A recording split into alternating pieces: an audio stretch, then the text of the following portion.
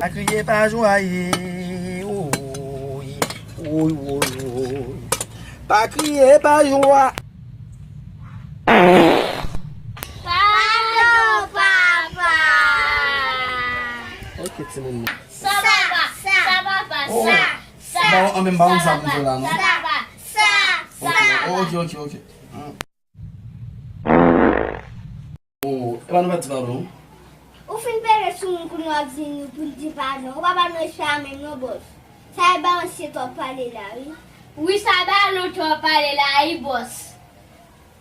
Et ba faute nou nan bon kote rentre. On kase bal sur les péages. Monsieur, li fin pété qu'on a dit moun pou di pardon.